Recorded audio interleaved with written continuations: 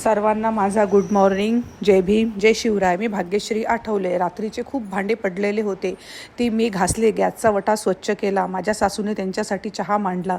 त्याच्यानंतर मी अंगण झाडलं, अंगणामध्ये पाणी शिंपलं आणि झाडझूड असं घर स्वच्छ करून मी आंघोळ करून फ्रेश झालेली होती. नंतर मला विहारातून बोलवलं. विहारातून मला माझ्या मोठ्या सासूने बोलवलं की विहारात ये, तू विहारात आहे आणि विहाराची सतरंजी वगैरे टाकू लाग, तिथे आपण वंदना घेऊ. आणि मग मला इरविन चौकामध्ये जायचं होतं दर्शनाला, तर मग मी सारिकाला बोलवलं. विहाराचा झाडू पोछा माझ्या सासूने सकाळीच केलेला होता. मग सारिका आली, आम्ही दोघीजणी निघालो इरविन चौकामध्ये बाबासाहेबांचं दर्शन घ्यायला. तुम्हा सर्वांना भीम जयंतीच्या खूप खूप खूप शुभेच्छा. मी इरविन चौकामध्ये गेली, इतकी मोठी रांग होती. सकाळचे 9 वाजलेले होते, तरी पण इतकी ऊन होती. आणि मी सकाळी चहा नाश्ता काहीच नाही घेतलेलं होतं आम्ही, कारण लवकर जाणं होतं, लवकर वापस येणं होतं. थोड्या वेळातच जितकी लाईन आमच्या समोर होती तितकीच लाईन आमच्या पाठीमागे पण होती. मला तहान लागली होती. बरं झालं एका दादाने पाण्याचा वाटप केला, कोणी पेड्याचा वाटप केला. आम्ही पाणी पण पिलो, पेढा पण खाल्ला.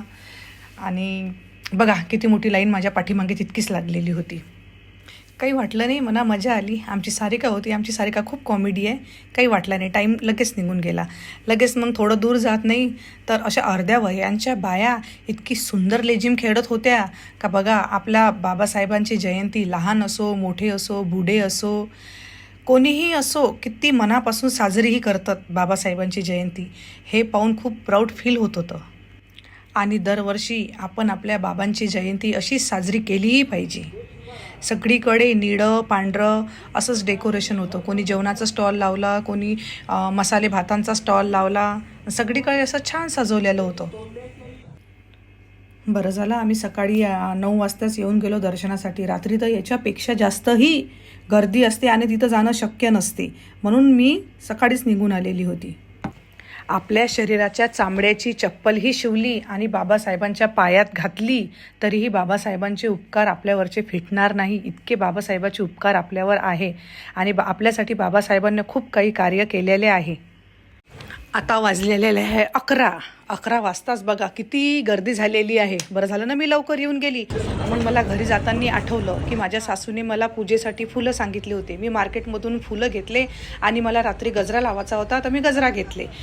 पण फुल मार्केटमध्ये पण सुद्धा इतके चांगली जयंती म्हणून राहिले होते का ठोक भावामध्ये बाबासाहेबाच्या जयंतीनिमित्त ठोक भावामध्ये तिथे फुलं विकत होते. मी घरी आली, घरची पूजा केली आणि घराला असं तोरण लावलं. तोरण माझ्याकडनं बांधल्याच नाही चाललं होतं. मग मी शानूच्या पप्पाची मदत घेतली, त्यांनी पण मदत करू लागली. माझ्या देराणीनं पोहे केले, आम्ही सर्व मिळून मग पोहे खाल्ले. बाबासाहेबांचं नाटक माझ्या घरी सकाळपासून सुरू होतं. मी दर्शनाला गेली तोपर्यंत माझ्या देराणीने कढी बनवून ठेवली, भाजी बनवून ठेवली, मिक्स व्हेज भाजी बनवून ठेवली. मी कणिक मळायला घेतलं, फक्त भात, पुरणपोळी, भाजी राहिला होता, अर्धा स्वयंपाकच राहिला होता. माझ्या सासूने पुरण बनवून ठेवलं आणि ठेचा बनवून ठेवला. भज्यासाठी मिक्सरमधून डाळ काढून ठेवलेली होती, कारण डाळीचे भजे करायचे होते. तर मग माझ्या देराणीने भजे बनवले. मी साध्या पोळ्या केल्या. साध्या पोळ्या केल्याच्या नंतर मी 10 ते 15 लोकांसाठी पुरणपोळ्या बनवल्या. आणि माझ्या सासूने कैरीचा पना म्हणजे कैरीचा आमरस बनवला. मग ही अंजली म्हणजे पवनच्या मित्राची बायको, ही पवनच्या मित्राची आई, हे आपल्यासाठी 14 एप्रिल मनवासाठी माझ्या घरी आलेले होते. माझं पोळ्या टाकणं झाल्याच्या नंतर मी हातपाय तोंड धुतलं, तर बाहेर जाऊन बघते तर माझ्या अंगणातच आपल्या रॅलीची तयारी सुरू होती. असे बाबासाहेबाचं सेटअप लावणं सुरू होतं रॅलीचं. असे 6 टाल्या होत्या म्हणते. खूप मोठी रॅली होती आमच्याकडली ह्या वेळनं. मग संध्याकाळचे 7 वाजले. सारिका माझ्याकडे तयारी करायला आली. सारिका रेडी झालेली होती, मग मी पण रेडी झालेली होती. सर्वांना ती जय भीम करते. ही अंजली आहे, ही पण 14 एप्रिलसाठी आलेली होती, रेडी झाली होती. ही माझी देराणी, हे दोन्ही पण माझ्या देराणी आहे. आता थोड्या वेळात आम्ही रॅलीमध्ये निघणारच आहे. पोलिसांनी आम्हाला खूप सहकार्य केलं. ही माझी मोठी सासू आहे. आमच्या घरात सगळ्यात मोठ्या ह्या आहे. मग आमची रॅली, इतकी मोठी रॅली आहे आमची. हे सध्या आमच्याच एरियात आहे, बाहेर निघायचेच आहे सध्या आम्ही. इतके सारे जण आहे आम्ही, सर्वजण नसतात रॅलीमध्ये, लहानपासून बुडे बाडे सर्व. हा माझा भाऊ आहे, जो खूप दिवसानंतर माझ्याकडे आलेला आहे.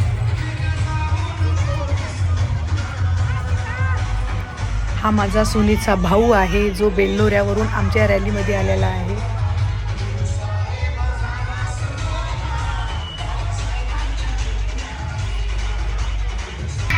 ही माझी लहानपणची मैत्रीण आहे जी पुण्याहून आलेली आहे. यंग मुलं मुली मस्त लेझिम खेळल्या. अर्धा तास लेझिम होती त्यांची. आम्हाला घरी यायला रात्रीचे 11 वाजले.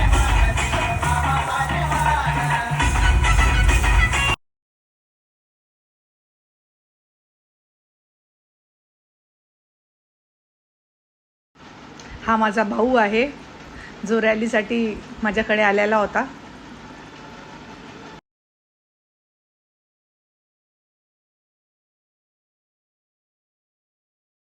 एक माझ्या सुनेचा भाऊ आहे तो बेल्लोरवरून आलेला होता आमच्या रॅलीमध्ये. आणि ही माझी लहानपणची मैत्रीण आहे जी पुण्याहून आलेली होती रॅलीसाठी. असं खूप नाचलो आम्ही, खूप मज्जा केली.